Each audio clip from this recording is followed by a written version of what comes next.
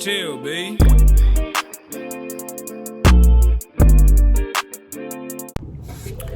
What's up, Barbs? What's up, Kens? It's your girl, Life Size Barb, and welcome back to my channel. Y'all, today is gonna be a lot different from what y'all normally get from me. Y'all get the energetic Barb and the playful Barb, but today the tone is gonna be a lot different, and y'all are gonna get a more serious side of me.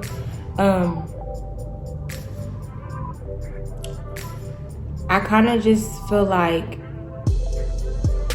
I bring y'all into my life a lot, like spend a day with me and pranks, and y'all know a lot about me, and I built a relationship with you guys to where y'all are like my babies. Like, y'all love me and I love y'all, and I just really truly appreciate all the support that y'all give me. But I just feel like when things do, unravel in the future, I don't want y'all to get the news from anybody else but me. So that is my purpose of filming this video today, and just kind of giving y'all insight on the entire situation, so that, if y'all have questions and stuff like that, I'm here to give y'all all the answers for everything. So I would like to, this is going to be like a little pointers video. I'm gonna give y'all pointers on what I'm talking about and how I'm feeling. So I have my laptop right here.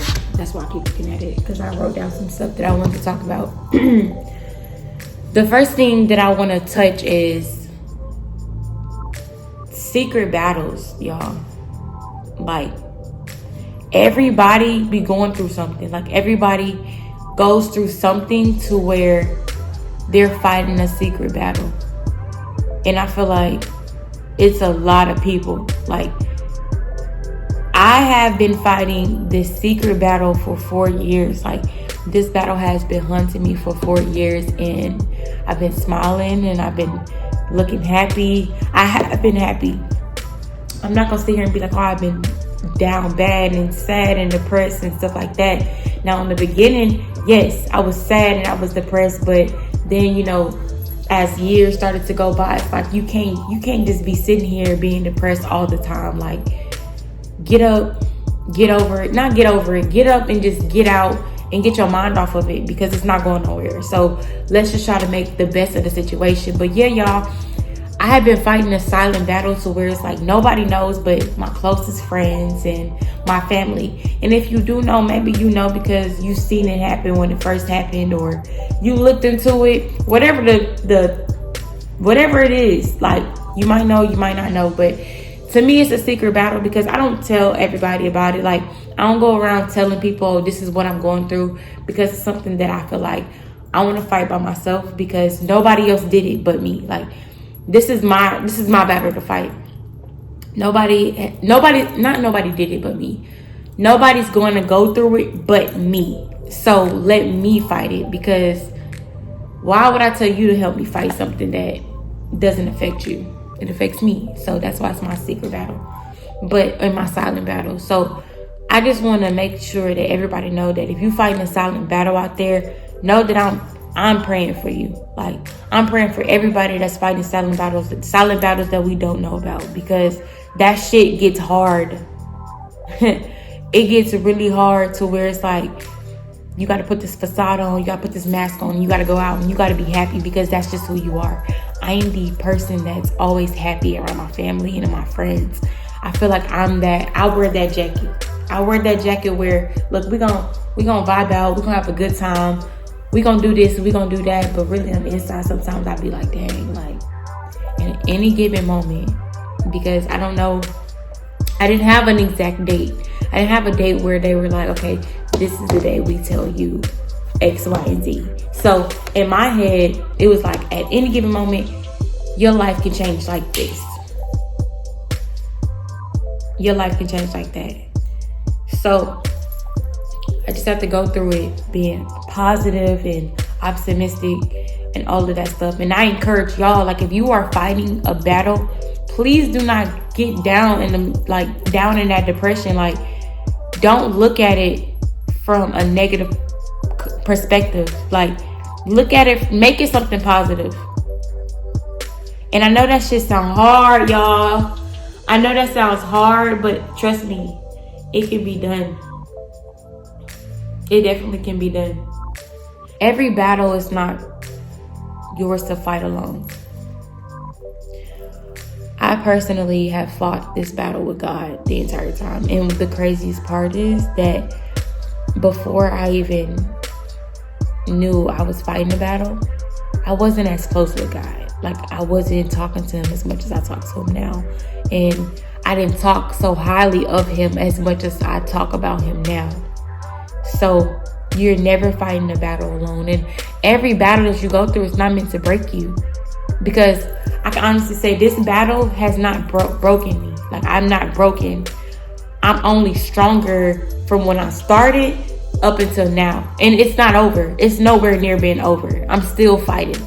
But I can come to you and I can tell you that, hey, look, this battle gonna be hard as hell. You're gonna feel like you're alone, but you're not alone. You're not.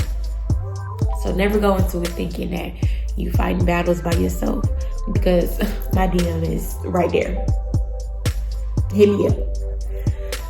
But yeah, that was my first pointer that I wanted to make. And then my second pointer was, y'all, I'm talking to everybody. Slow down. Slow down. Because that sometimes you could just be moving so fast that you're not realizing like what you're doing, what direction you're going in. You're not realizing like you moving so fast. Whatever you're doing, if it affects you or if it affects your family or affects your friends, like you're not thinking of that. You're just moving so fast because you're trying to get to whatever it is that you want. It's not worth it. A decision that you can make in a matter of seconds, a decision like that you can make in a matter of seconds that can ruin your entire life, is not worth it. Don't do it. My advice is to stay focused, stay grounded, and slow the fuck down. Because it's never that serious. Like, I was so young, y'all. And I know y'all probably like, what happened? What happened? This entire video, I'm gonna be explaining like what's going on. But when this situation happened to me, I was 21 years old. I'm now 25. That was 4 years ago.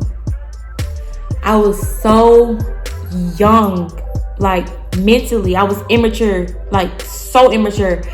I was thinking of stuff, like I was thinking about stuff that didn't really matter. I was in school and not really focused in my studies and in my books. I was worried about other stuff that had nothing to do with anything. I was just trying to move so fast. Like, I left school my sophomore year of college because I wanted a car. I had a car my freshman year of college. That didn't work out. I lost my car and I wanted to get another car. So I left school. I left school to go get a car. And then I was just moving fast. I found a job at Hooters. I was working. It was money, but it wasn't enough money because I wanted to have my car. I wanted to go back to school. Y'all, slow down.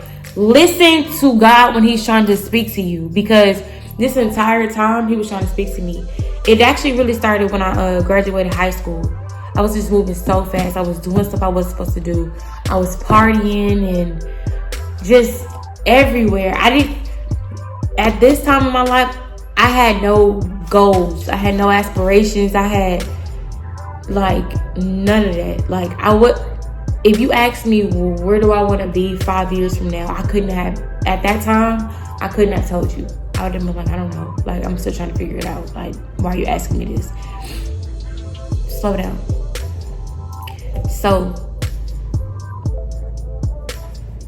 I was 21 and I had left school so I can come home and work so that I can get another car, so I can go back to school and I can have like means of transportation. So I was working. It was good money, but it wasn't enough. It wasn't coming in fast enough.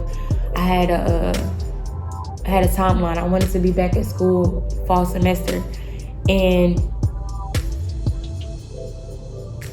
basically I made a decision to drive to Ohio. I made a decision to drive to Ohio because the opportunity was presented to me like, hey, you do this, I'll give you the money and you can go get your car tomorrow, basically. So without putting much thought into it, I was just like, bet, like, cool. You say I gotta just drive and that's it, like, and then you gonna give me the money and I can go get my car? Bet, like. In so many situations, like looking back now, when I really think about how things like was like going, it was so many times God was like, Barb, like, you don't hear me talking to you? I'm telling you, no, be still. Like, no, didn't listen. Drove to Ohio and got out there, and my life made a complete 180. It went from being, okay, you still got some time to, you know, figure out what it is you want to do, and you know, you can work on it, to look, now you limited to a lot now. Like, your life is about to be altered, and it's up to you to figure out. You need to make the best of it now. Now you got to work 10 times harder because you didn't listen to me when I was telling you to be still. That's what God was telling me, because you didn't listen to me. So I got to Ohio,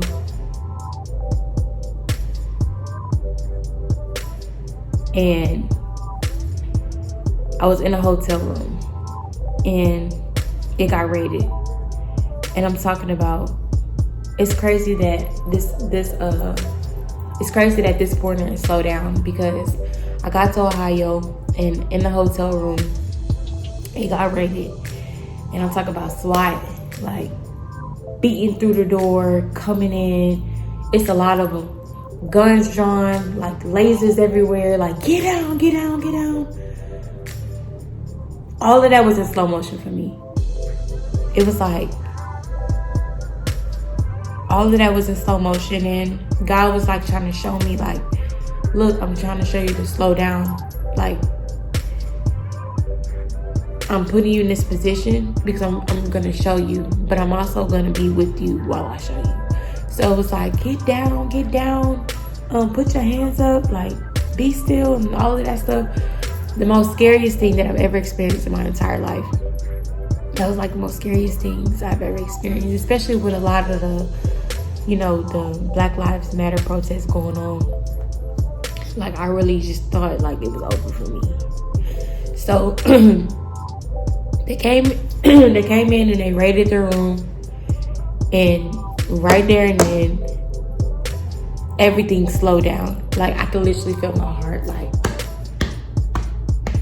pumping, like beating so fast, and everything I seen, like I remember it. Like, I remember everything that I seen and how everything happened and all of that. So now I went from the hotel being raided to being in a prison, like not a prison, a jail.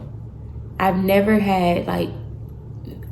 been in like real trouble with the laws. Like, I've been in a holding tank before, but I've never had to go to a jail, put the orange suit on, get walked upstairs, walked out, like walked into like, you know, the cell where everybody else, like, never had to do that. And that's where I was. That's where I was at the time. Like, so that's when I just had a lot of time to think. Like, I was put in a jail cell and it's nothing to do. I just had a lot of time to think. So the next pointer that I'm gonna make is that was more so to slow down and listen to God when he's trying to talk to you. Now the next pointer is your faith. Now I'm testing your faith and I'm testing your strength. That's what it was. It was like, okay, now I'm not taking away, because I drove to Ohio. So now I'm put in a position to where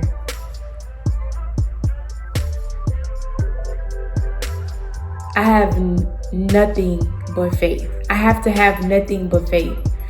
I have to trust in God. I have to trust in my attorney. I have to put my trust into so much, and like, y'all don't understand. Okay. I went from not having the tightest relationship with God. I grew up in church, so I always had a relationship with God, but you know, sometimes you don't really talk to God like you're supposed to. You don't pray like you're supposed to or nothing like that. To me and him being like this, so tight. So in that moment, I'm in a jail cell and I'm like, the only person to talk to is to God. So I'm talking to God and all of that stuff. And in that moment, I was like, okay, you did it. You have waken me up to see like you needed this. And what's crazy is like some of your trauma, like some of the worst things that you go through be like the things that you need. And that's what God was saying. Like, I'm gonna put you through this so I can show you like you needed this so you can be the person that you are today. I was in Ohio jail for about a few weeks, and my attorney was just trying to figure out how could he get me home until they figured out like where my case was going and stuff like that. So eventually, like, he was able to like make some stuff happen to where I could do like this thing called pretrial services, and I could go home, and however they deliberated and on my case and stuff like that, then I would be able to be on the outs while they did that instead of being in jail while they did that. And thank God that was an option, because if that wasn't an option, then I would have been in jail this entire time. So coming home was a very hard transition. Like, I was in jail for weeks, and I didn't have a job to come home to. I already didn't have a car. All the money that I had was seized by the FBI. Like, they took everything from me. So like, I was literally starting over. And it was really hard coming home to my family because I didn't know like how they felt. I knew they were probably going to be happy that I was coming home, because, you know, nobody wants to see their little sister or daughter or niece, or nobody wants to see somebody go through that. So of course I know they were probably happy with me going home, but overall the entire situation, I'm pretty sure they were very disappointed. Like, so that was like, all I was really thinking about was like, what are they gonna say? How do they feel? How are they gonna think? So when I came home, I lived with my aunt, and she was very overprotective, and she had her own rules and stuff like that. And coming home and not really having like what you had when you came in, like no money, no phone, no car, no job, you not in school, like I just felt like a burden. Like, I feel like I was like everybody's burden. Like, if I needed something, I had to ask for it. Like, I didn't like feeling like that. So that's when I started to slip into like a depression. Like, I was really depressed because I just didn't have anything. And it wasn't like my aunt was encouraging me to go back to school, or she was encouraging me to get a job, because she was really just so scared to like loosen my grip, like loosen her grip on me because of the situation itself. Like, she was just really scared. Like, she didn't want me outside.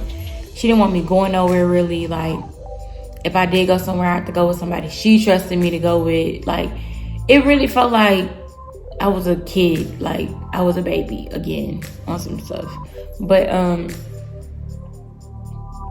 coming home was just, I was at my lowest. So when I say this pointer is on like building faith and strengthening your strength and stuff like that, this is what I mean. Like, I felt like the lowest of lowest. Like, I couldn't do anything. I couldn't talk to my friends. I couldn't talk to my siblings. Like, I couldn't do any of that, because she felt like the best place and a safe place was to be at her house, isolated from the world. And I mean, she had her reasons of feeling like that. I'm not gonna be like, oh, that was stupid, or however she felt was dumb. Like, no, I'm not gonna say that. But I didn't agree with it. I felt like I wanted to like get back into the real world and make something for myself, because I was already like, it was already conditioned in my head, like once you leave like Ohio, you have to go back home and you have to have a plan. Like you have to figure it out, because you was going to school to get a BSN. No, you can't be a nurse anymore. That's out the window. So I was just trying to figure out, like, okay, what can I do? Like, what can I do to still be a successful person? And she was kind of like, I don't want to say she was doing it intentionally, but like she was weighing on that. Like I couldn't really move around like I wanted to, or just weigh my options out, because she had me on such a tight leash.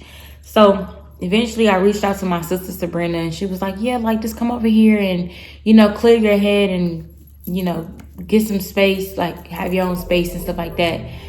So I went to Sabrina's house, and I was like, okay, well, you were at school and you was doing hair at school, so let's try to do that to make you some money, some money right now.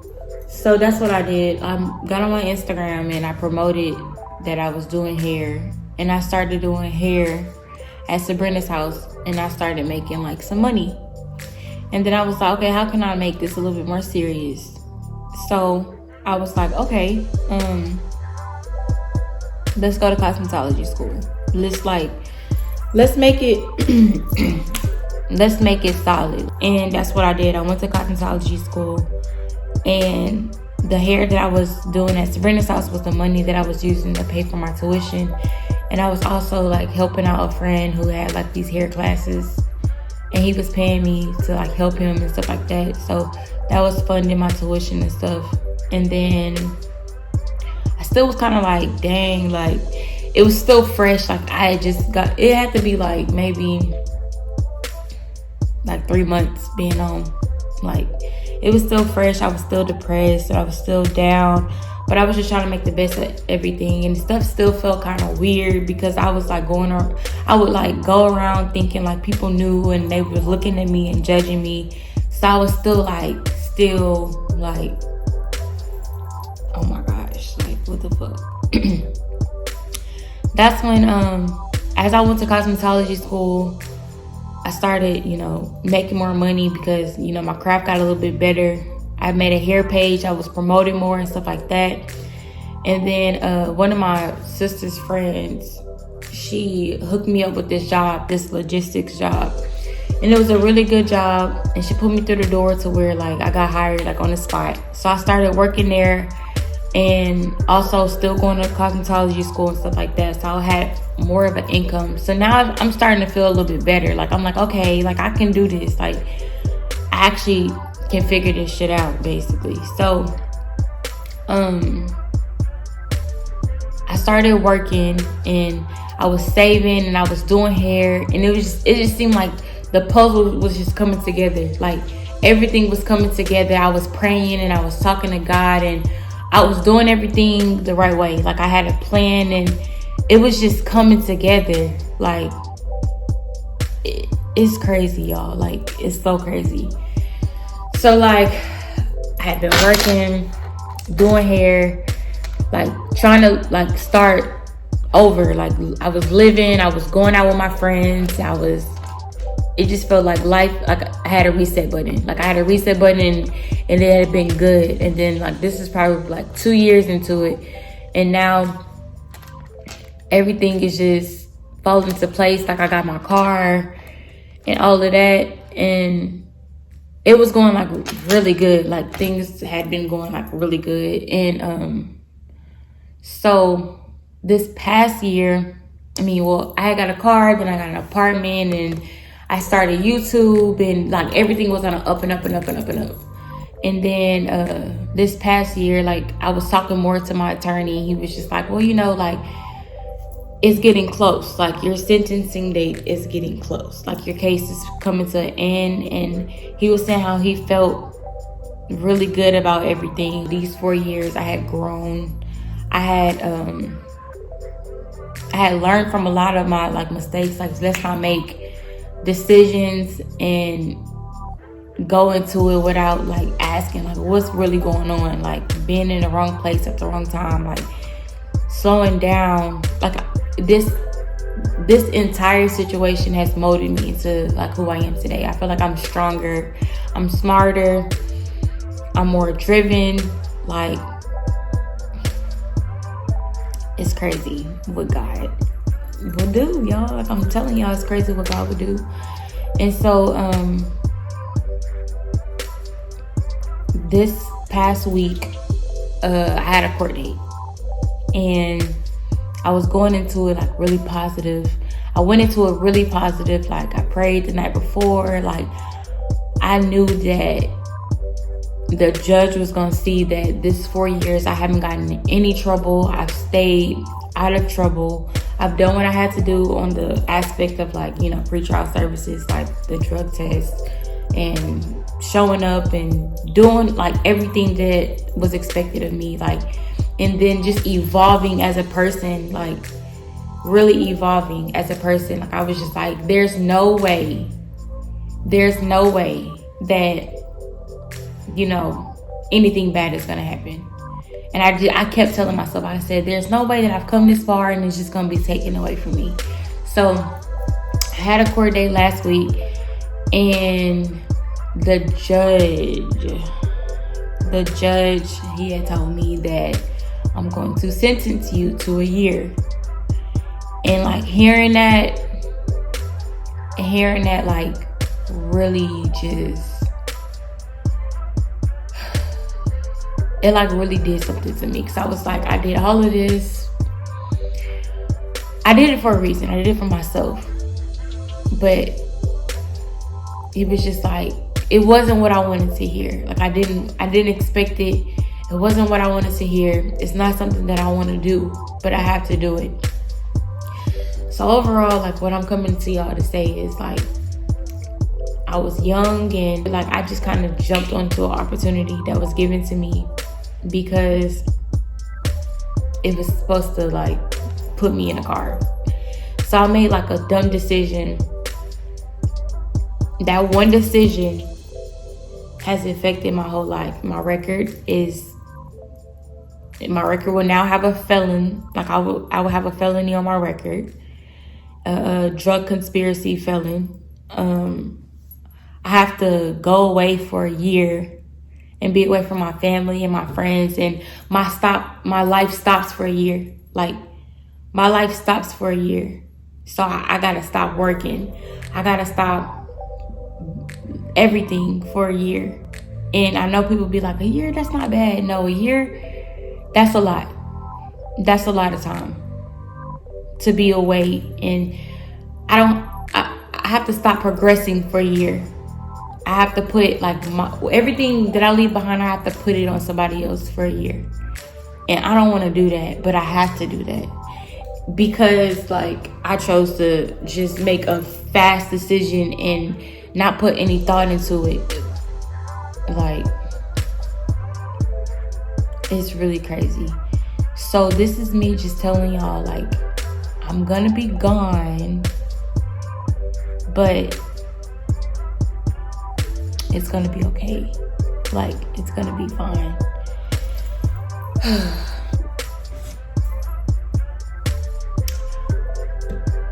I also want to say that I don't want you guys to like look at me any differently. Like, I am still the same person that you know that I am. And that goes for like people that I know personally that are gonna see this video. I don't want y'all to judge me or anything like that. I just kind of wanted to use my story to touch other people that are going through the same thing. Maybe y'all are going through the same exact thing and it's just like, it seems impossible to get through, but it's not. Or maybe I have a viewer that's watching me and their parents are going through the same thing, and I want you to know that like they're gonna get through that too. I'm gonna keep y'all updated on a lot of what's going on. I'm not leaving tomorrow or next week. I'll update y'all to give y'all like the details on like everything else if that's something that y'all are interested in. I just kind of wanted to be very authentic and open about everything because I knew that the time was gonna come and I was gonna be gone for so long, and y'all were just gonna ask like where I am and stuff like that, and I didn't want to see my family and my friends posting me saying, oh, like I can't wait till you come home and stuff like that. And I just didn't give y'all an explanation because I feel like y'all deserve it, because y'all play a big part of who I am and where I am today. So I feel like I owed it to y'all to just kind of sit down and explain it to y'all. I didn't go into super, like, I didn't make it super detailed. I just felt like I wanted to condense it as much so that I can still get my point across and let y'all know like what's going on. But I don't want y'all to think like this is the end either. Like this is the end of my YouTube channel, because it's not gonna be. I'm still gonna be posting. I'm still gonna, just stay tuned, because this is not the end, and I'm not gonna allow it to be the end of me. Like, I'm not gonna allow this to hinder me. I'm just gonna try and make the best out of everything out of the situation. And I've dealt with it. Don't think I'm getting on camera and I'm being strong and I haven't shedded a tear. No, I've cried countless and numerous of times. Like, I've cried, I've been down and all of that. But it's like when you figure, like when you trying to figure it out, it's like, okay, you gotta just accept what it is at hand. Like, make peace with it and figure out what's next. Like, okay, now you got this information, what are you gonna do with it? Like, so that's the mindset that I'm in. I don't want y'all to think like, you know, your strength gonna come overnight, because it's not. I've been working on my strength for 4 years. Like, literally 4 years. Like, I've been hindered for 4 years. Like, I had to, yeah. Thank y'all for watching my video, and thank y'all for tuning in. And if you were here to the end, I appreciate you for listening to everything that I had to say. I'm gonna be updating y'all on like how I'm feeling and like the day that I'm actually gonna have to leave and stuff like that. So just stay tuned for all of that. So if y'all kind of want to be invested into my story, just turn the post notification bells on so you're notified when I post. I'm still gonna post the funny content. Like, none of this is stopping me. Like, I'm not letting this get in the way of anything. Like, I'm still gonna post the fun content, but I'm also gonna just still let y'all see a glimpse of what's going on. So, I love y'all. It's not like over for me, but this is a very serious situation. And I mean, I am taking it very seriously, but I kind of just thought y'all deserved to know. So yeah, like, comment, and subscribe. Follow me on Instagram, and yeah.